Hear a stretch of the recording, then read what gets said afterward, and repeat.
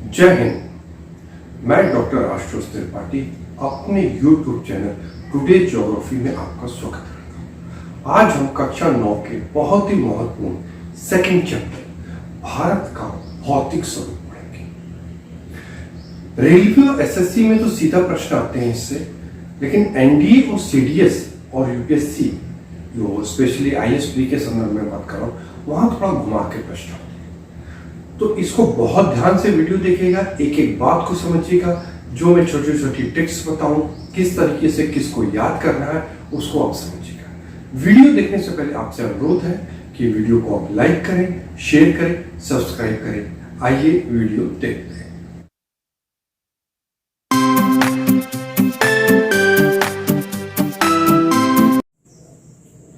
भारत के भौतिक स्वरूप को पढ़ने से पहले जान लेना आवश्यक है कि भौतिक स्वरूपों का निर्माण कैसे। भारत के भौतिक स्वरूपों के निर्माण की कहानी आज से करीब 7 करोड़ साल से ज्यादा पहले से, जब संपूर्ण महाद्वीप, जिसको हम कहें, एक साथ थे, जिसको पेंजिया कहा गया। इस पेंजिया के चारों तरफ एक विशाल सागर था जिसको पेंथालासा कहा गया, जो वर्तमान में प्रशांत महासागर है।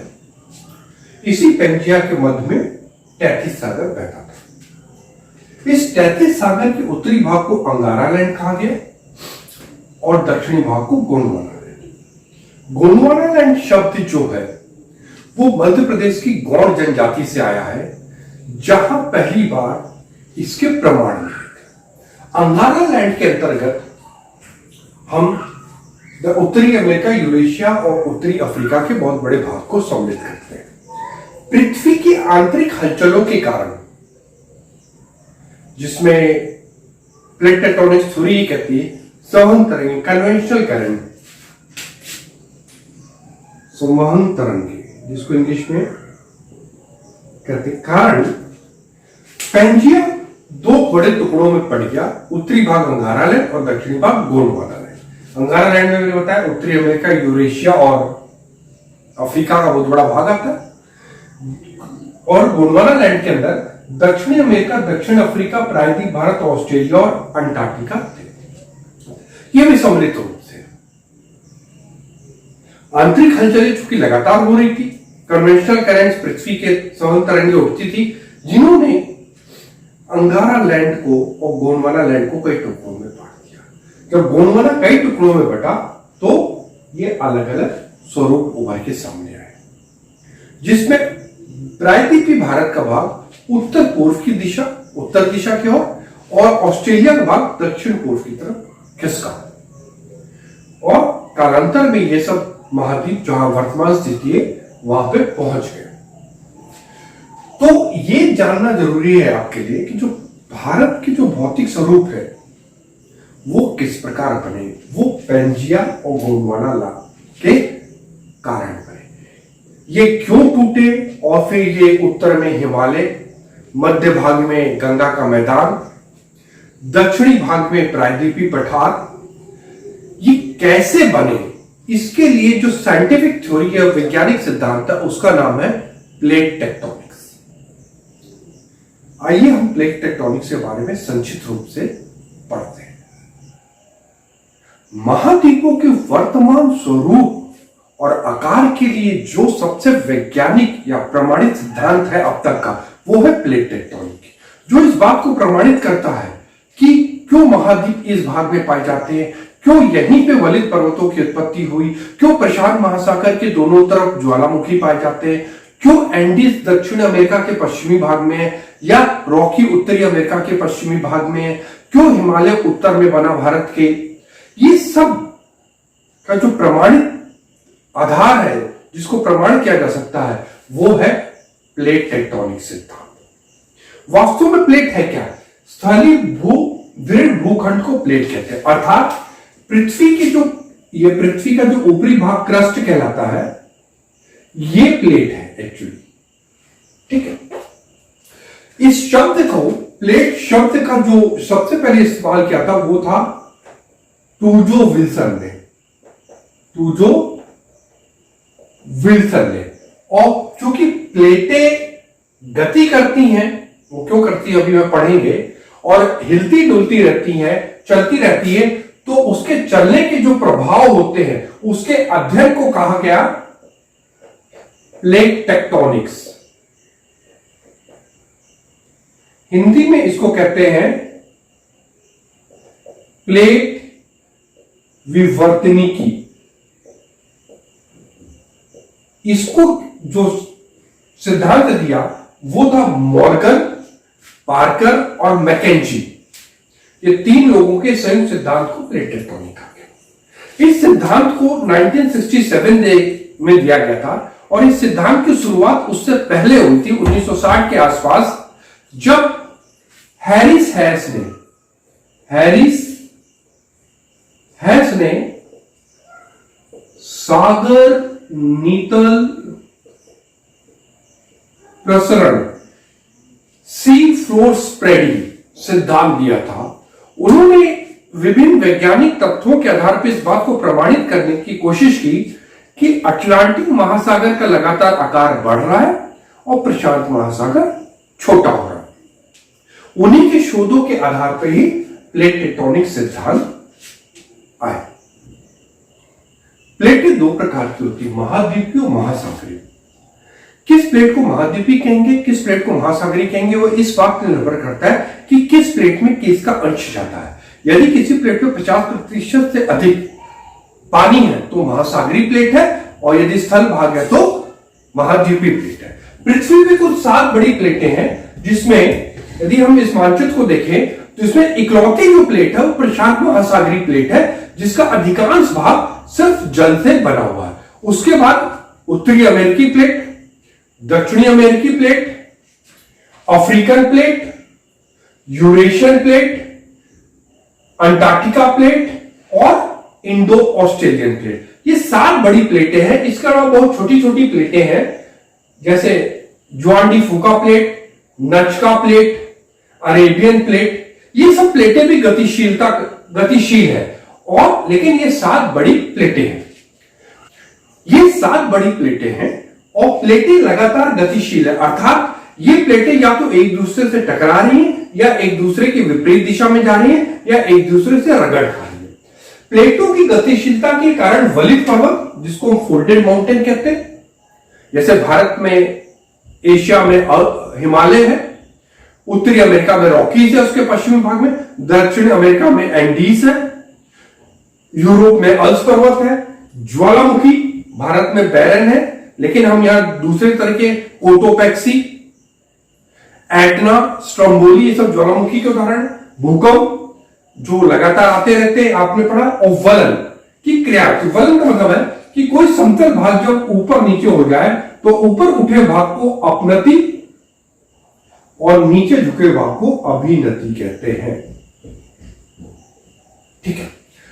प्लेटों की गति किनारों के आधार पर 3 वर्गों में विभाजित किया, क्योंकि प्लेटें लगातार गतिशील है, या तो पास आ रही है या दूर हो रही है। तो इसका मतलब ये जितनी भी क्रियाएं, वलित पर्वत, ज्वालामुखी, भूकंप, वो प्लेटों के किनारों पर ही होती है, और इसी आधार पर प्लेटों को 3 वर्गों में विभाजित किया गया। अभी तक हमने प्लेट टेक्टोनिक के बारे में पढ़ा। अब आइए हम विभिन्न प्लेटों की गतियों के बारे में पढ़ते हैं। ठीक है, उसी के आधार पर हम बांटते हैं कि प्लेटें 3 प्रकार की होती है। सबसे पहले अभिसारी गति। अभिसारी का मतलब होता है, इंग्लिश में हम इसको कहते हैं डिस्ट्रक्टिव प्लेटें, है ना। डिस्ट्रक्टिव क्यों? क्योंकि जब ये देखिए ए प्लेट ये है और ये बी प्लेट है, ये जब दोनों प्लेटें एक दूसरे की तरफ आती हैं तो जिस प्लेट का घनत्व, डेंसिटी अधिक होगी, वो प्लेट दूसरे प्लेट के नीचे चली जाएगी। मान लीजिए ए प्लेट की डेंसिटी 3 है, ठीक है, और इसकी 2.75 है, तो किसकी डेंसिटी? तो ए प्लेट की अधिक है ये, तो ए प्लेट नीचे की तरफ बी प्लेट पे चली जाएगी, और ये करीब 100 किलोमीटर की गहराई पे जाकर ये यहां पे, क्योंकि 32 मीटर की गहराई पे जाने पे टेम्परेचर कितना बढ़ता है? 1 डिग्री सेल्सियस। तो 100 किलोमीटर की गहराई पे एक अच्छा खासा टेम्परेचर बढ़ जाएगा। तो यहां पे जाने पे जो चट्टाने हैं, जो प्लेट है, वो पिघल जाएगी। अब जब 2 प्लेटें टकराती हैं तो क्या होता है? जब जो लोग टकराते हैं, सर्प होता है, नुकसान ही होता है ना।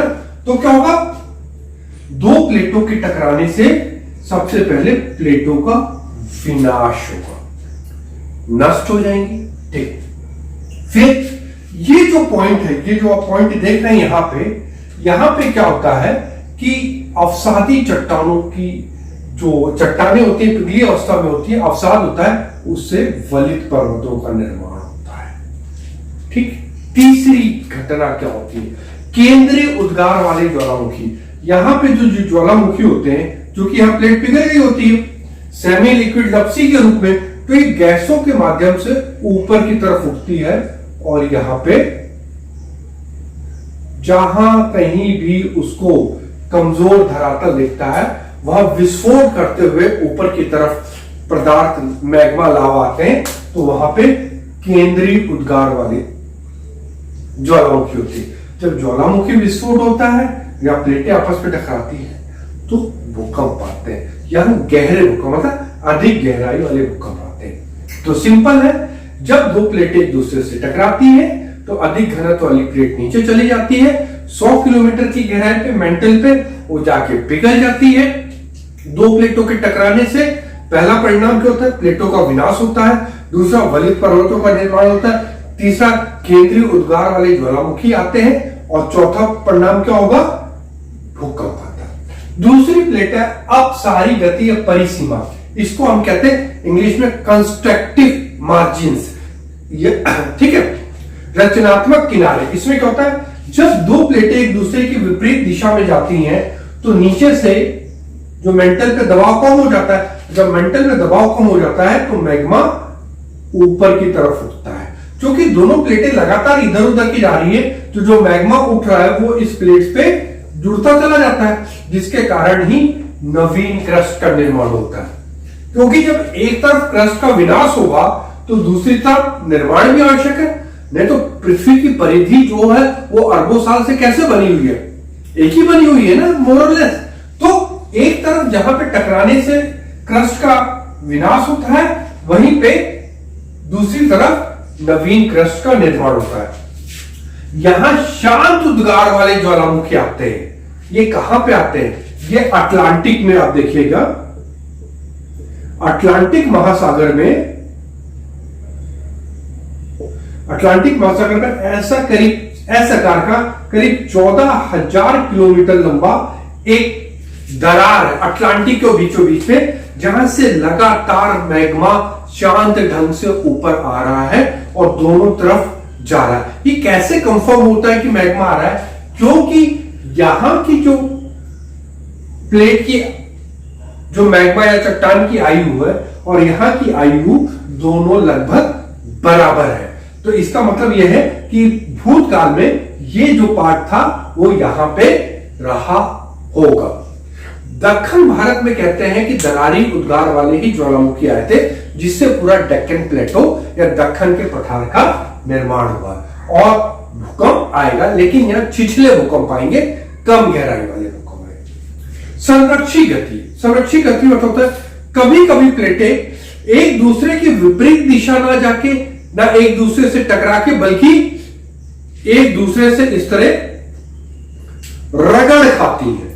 ये देखिए रगड़ खानी, ये ए प्लेट है और ये बी प्लेट है। तो इस रगड़ खाने पे क्या होगा, ना प्लेटें नष्ट होंगी, ना नवीन प्लेटों का निर्माण होगा, लेकिन चूंकि रगड़ खा रही है उसके कारण भूकंप आता है। इस प्रकार के भूकंप यूएसए के सेंट एंड्रॉस फॉल्ट पे कैलिफोर्निया के पास है, उसके पश्चिमी किनारे पे, वहां पे इस प्रकार के भूकंप आते हैं जहां दो प्लेटें एक दूसरे को टकराती हैं। तो प्लेटों कितनी प्रकार की होती है, 3 प्रकार की, जो उनकी गति के आधार पे होती है, अपसारी, अभिसारी और संरक्षी। और जितने भी क्रियाकलाप, पर्वत निर्माण, ज्वालामुखी या भूकंप, सब इन्हीं प्लेटों के किनारों पर आते हैं।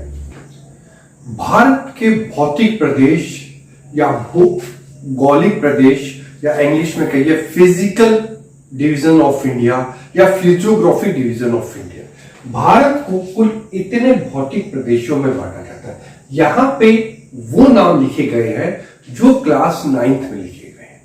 क्योंकि यहाँ जैसे लिखा है 9 पे हिमालय पर्वत श्रृंखला, यदि आप 11th में चले जाएंगे तो वहां पे लिखा है उत्तर की पर्वतमाला, ठीक है, और उत्तर पूर्वी पर्वतमाला। तो यहाँ पे सिर्फ 9 पे जो वर्ड्स यूज किए उसी को लिखा गया। उत्तरी भारत, प्रायद्वीपीय पठार, भारतीय मरुस्थल, तटीय मैदान, द्वीपीय समूह, ये भारत के भौतिक प्रदेश है। अब ये होगा कि ये तो टॉपिक्स है, इससे कोई सवाल बन सकता है? हाँ, 2018 के उत्तर प्रदेश के असिस्टेंट प्रोफेसर की परीक्षा में सवाल पूछा गया था कि भारत को कितने भौतिक प्रदेशों में बांटा गया। थोड़ा इसमें यह दिक्कत है, कई बार क्या होता है कि जो भारतीय मरुस्थल है, राजस्थान का मैदान, भारतीय मरुस्थल को कभी कभी उत्तरी मैदान के एक भाग के रूप में पढ़ा दिया जाता है। तो भारत को और तटीय मैदान और द्वीप समूह एक साथ ले आते हैं। लेकिन यदि मोटा मोटी देखा जाए 9th क्लास के बेस से, तो भारत को 6 भौगोलिक प्रदेशों में बांटा गया है। आइए हम एक एक करके इनके विषय में पढ़ते हैं। आइए प्लेट टेक्टोनिक थ्योरी के आधार पर देखें कि भारत के 3 बड़े भौतिक प्रदेशों का निर्माण कैसे हुआ। सबसे पहले हमने जाना कि जो हमारा प्रायद्वीपीय भारत है वो क्या है, इंडो ऑस्ट्रेलियन प्लेट, गोंडवाना का ही भाग था जो इंडो ऑस्ट्रेलियन प्लेट थी। जब इंडो ऑस्ट्रेलियन प्लेट और यूरेशियन प्लेट एक दूसरे की तरफ खिसकी तो उनके बीच में टेथिस सागर था। इनके एक दूसरे के खिसकने के कारण इस पे जो टेथिस सागर के जो अवसाद थे, सेडिमेंट्स थे, वो क्या हुआ, ऊपर उठने लगे, क्योंकि ये दबने लगी। जैसे आप इसको देखिए, मान लीजिए ये बना, ये यूरेशियन प्लेट है और ये इंडो ऑस्ट्रेलियन प्लेट है।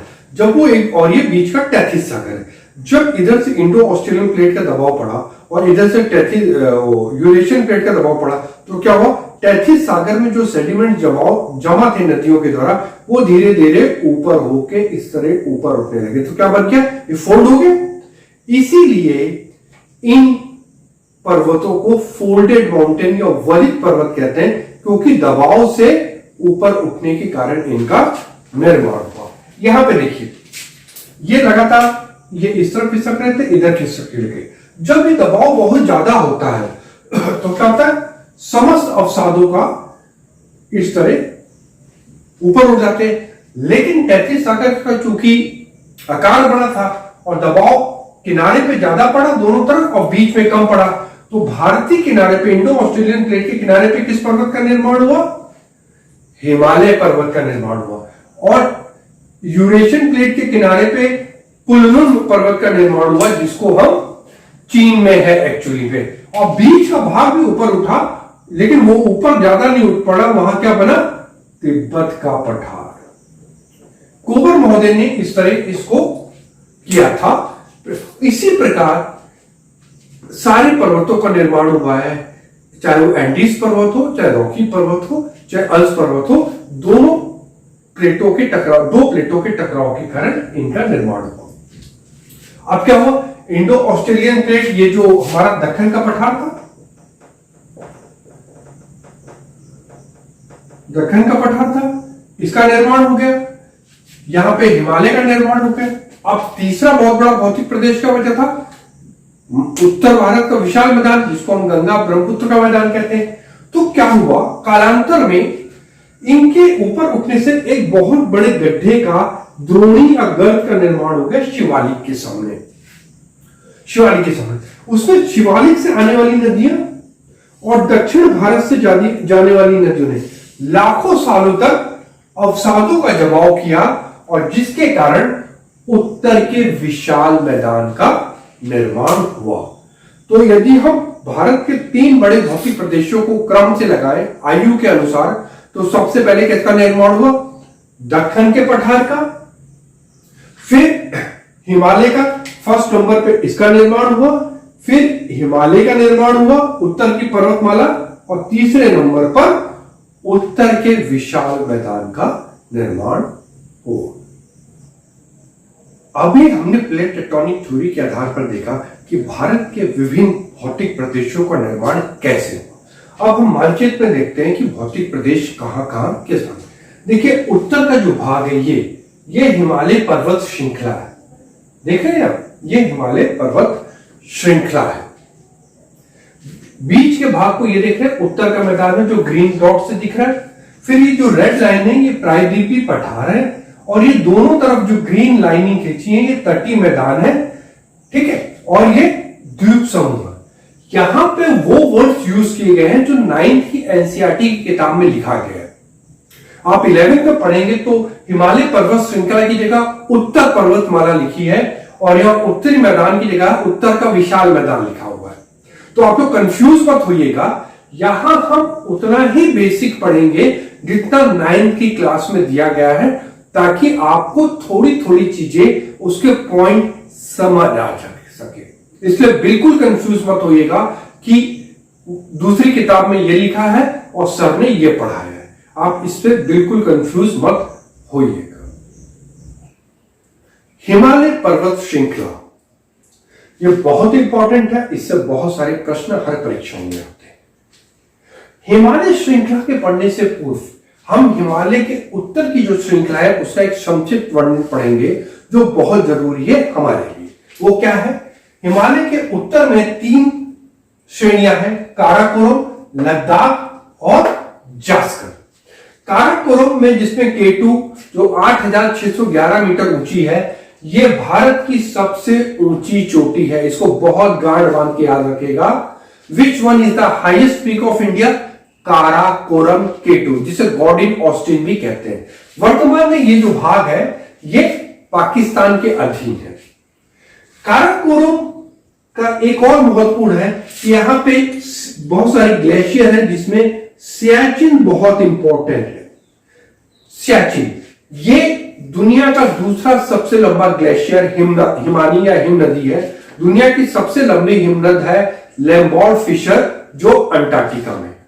सियाचिन इसलिए भी न्यूज में रहता है कि दुनिया का सबसे ऊंचा बैटलफील्ड है या युद्ध क्षेत्र है, जहां पे भारत ने 1984 में पाकिस्तान से कब्जा कर लिया था, और भारत सरकार को करोड़ों रुपए प्रतिदिन इस पे अपने आधिपत्य को बनाए रखने के लिए खर्च करना पड़ता है।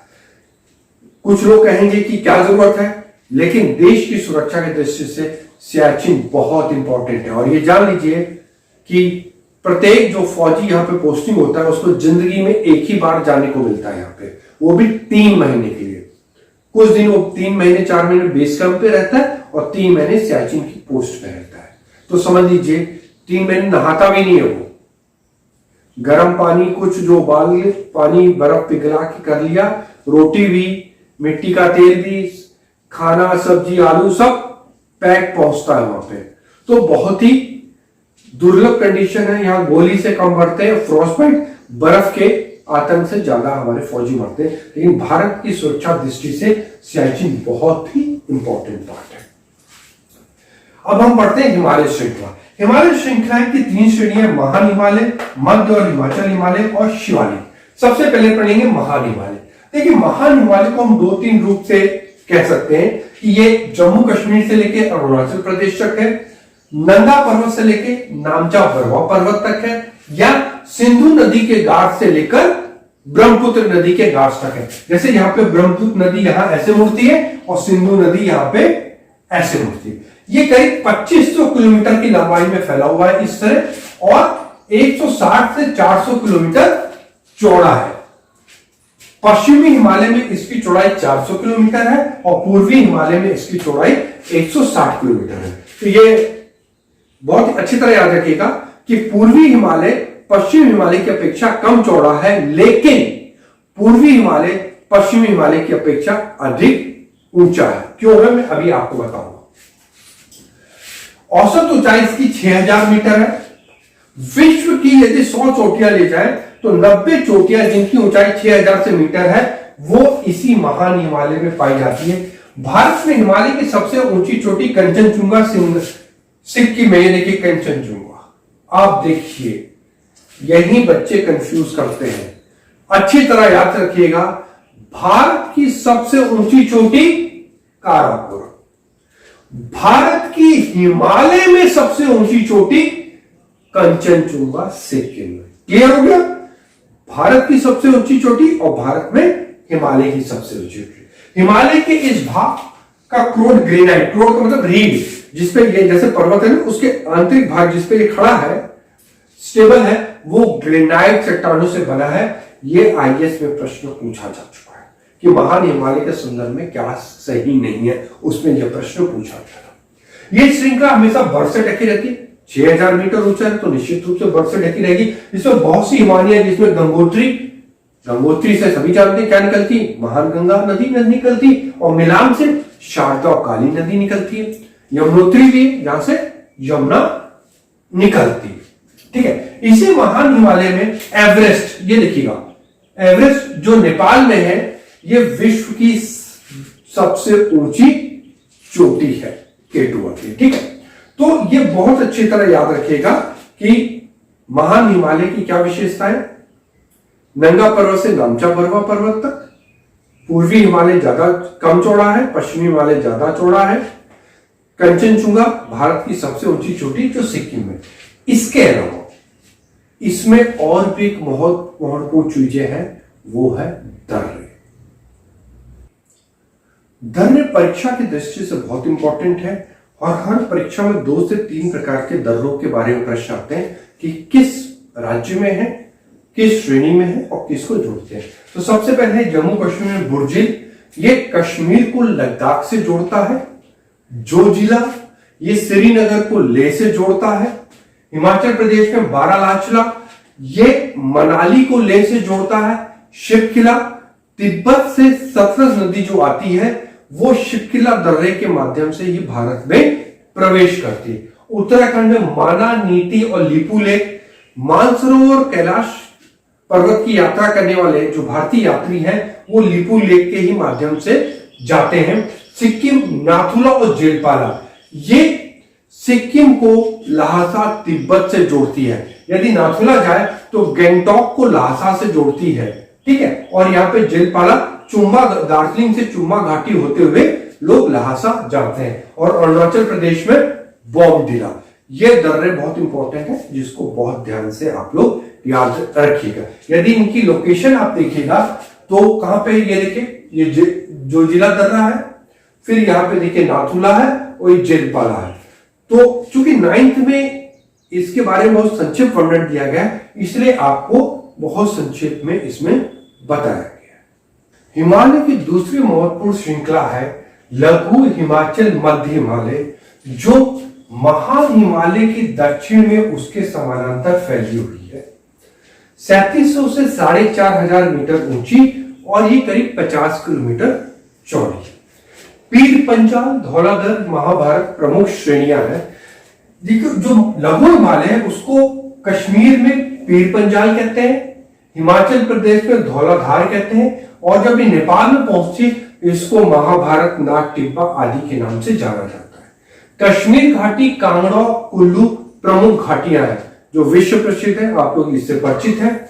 और जो प्रमुख पर्यटन स्थल है वो है शिमला, हिमाचल प्रदेश की राजधानी, मसूरी, जहां पे भारतीय प्रशासनिक सेवा का ट्रेनिंग सेंटर है, नैनीताल, रानीखेत, दार्जिलिंग जो पश्चिम बंगाल में है, जो अपने टी गार्डन्स के लिए जाना जाता है। और जो दर्रे तो कई है, लेकिन सबसे इंपॉर्टेंट दर्रा है बनिहाल, जो जम्मू और श्रीनगर के को मार्ग प्रदान करता है, और इसी में जवाहर टनल स्थित है। अब तो अटल टनल बन गई है, जोजिला टनल के बारे में आप जानते हैं, तो इनके विषय में भी जान के रखिएगा। ये है लघु हिमालय, क्या याद रखना है, महान हिमालय के दक्षिण में 3700 से 4500, 50 किलोमीटर, पीर पंजाल, धौलाधर और महाभारत और बनिहाल दर्रे, ये प्रमुख चीजें हैं जो आपको इस भाग में याद रखें। हिमालय की जो तीसरी महत्वपूर्ण श्रृंखला है वो शिवालिक, जो लघु हिमालय के दक्षिण में पंजाब के पोटवार बेसिन से लेकर असम में दिहांग तक करीब यहां तक फैली हुई है, लेकिन ये कई जगह टूटी हुई है। ये 900 से 1100 मीटर ऊंची है और 10 से 50 किलोमीटर चौड़ी है। इस चोटी का निर्माण दोनों पर्वत श्रृंखला, महान हिमालय और लघु हिमालय से निकलने वाली नदियों के द्वारा गए अवसादों के निक्षेपण और फिर आंतरिक हलचल के द्वारा उनमें वलन पड़ने के कारण हुआ शिवालिका। और ये सबसे नवीन है और इसकी जो चट्टानें हैं वो भी नवीन है, तो कंसोलिडेट नहीं हुई, मतलब ठोस नहीं हुई, जिसके कारण ये क्षेत्र शिवालिका सबसे ज्यादा भूस्खलन लैंडस्लाइड से प्रभावित रहता है। शिवालिक और लघु के मध्य कई घाटियां हैं, जिसको पश्चिम में दून जैसे देहरादून और पूर्व में द्वार जैसे हरिद्वार कोट द्वार कहते हैं। अब हम पढ़ेंगे हिमालय का प्रादेशिक विभाजन। सबसे पहले पंजाब हिमालय। पंजाब हिमालय को कश्मीर हिमालय के नाम से भी जानते हैं, जो सिंधु नदी से लेकर सतलज नदी तक करीब 560 किलोमीटर की चौड़ाई में फैला हुआ है। इसके अंतर्गत जो प्रमुख श्रेणियां हैं काराकोरम, लद्दाख, जास्कर, पीर पंजाल, धौलाधर और भारत की जो सबसे ऊंची चोटी है केटू, वो भी इसी पंजाब या कश्मीर हिमालय के अंतर्गत ही आती है। इसके अलावा सियाचिन और बाल्टोरो प्रमुख हिमनद हैं जो पंजाब हिमालय के अंतर्गत आते हैं। दूसरा प्रमुख विभाजन है कुमायूं हिमालय, जो सतलज नदी से काली नदी तक 320 किलोमीटर तक फैला हुआ है। इसको हिमाचल हिमालय भी कहते हैं क्योंकि इसकी जो लंबाई है हिमाचल प्रदेश में सर्वाधिक है। इसके अंतर्गत भारत की तीसरी सबसे ऊंची चोटी नंदा देवी, पहली कौन सी? काराकोरम, दूसरी कंचनजंगा, तीसरी नंदा देवी, यही कुमायूं हिमालय में उत्तराखंड में स्थित है। इसके अलावा बद्रीनाथ, केदारनाथ, त्रिशूल अन्य प्रमुख चोटियां हैं और गंगोत्री और यमुनोत्री दोनों नदियों का उद्गम कुमायूं हिमालय के ही भाग से होता है। कुमायूं हिमालय के पश्चिमी भाग को हम गढ़वाल हिमालय और पूर्वी भाग को हम कुमायूं हिमालय कहते हैं, जो कहते हैं। तीसरा महत्वपूर्ण भाग है नेपाल हिमालय, जो काली नदी से तीस्ता नदी के बीच में फैला हुआ है। यह सर्वाधिक चौड़ा भाग है, जिसकी जो चौड़ाई है वो करीब 800 किलोमीटर है। दुनिया की जो सर्वाधिक ऊंची चोटी है, जो जैसे माउंट एवरेस्ट, कंचनजंगा, मकालू, धौलागिरी, अन्नपूर्णा, सब नेपाल हिमालय के अंतर्गत ही आती है। लेकिन नेपाल हिमालय की जो चौड़ाई है वो बहुत कम है। असम हिमालय, जो हिमालय का सबसे पूर्वी प्रादेशिक वितरण भाग है, जो तीस्ता नदी से ब्रह्मपुत्र नदी तक करीब 720 किलोमीटर की लंबाई में फैला हुआ है। इसकी जो सबसे ऊंची चोटी है नामचा बरुआ है, जो वास्तव में हिमालय की पूर्वी चोटी, सबसे पूर्वी चोटी है।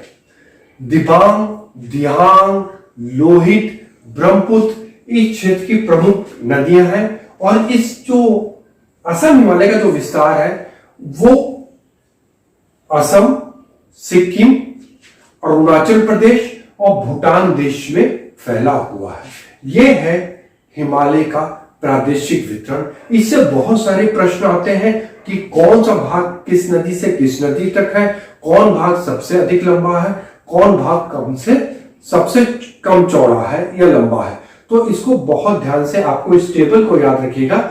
आप जब पढ़िएगा तो यहाँ एक लाइन खींच के विशेषताएं लिख लीजिएगा और जो मैंने वर्बली आपको बताई है विशेषताएं वो आप यहाँ पे इसको लिख लीजिएगा, तो बहुत आसानी से ये भाग आपको याद हो जाएगा। यह था भारत के भौतिक प्रदेशों के अंतर्गत हिमालय पर्वतमाला।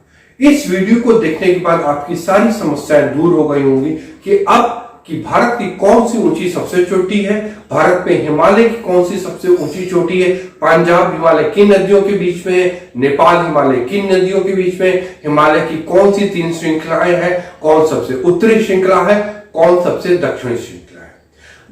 भारत के भौतिक प्रदेशों के अंतर्गत जो बाकी पार्ट है, जैसे उत्तर का विशाल मैदान, प्रायद्वीपीय पठार और द्वीप समूह, भारतीय मरुस्थल, इनके लिए मैं अलग से वीडियो शीघ्र ही आपके सामने प्रस्तुत करूंगा। वीडियो कैसा लगा आपको ये कमेंट बॉक्स में जरूर लिखिएगा और प्लीज वीडियो को शेयर करें, सब्सक्राइब करें और लाइक जरूर करें। जय हिंद।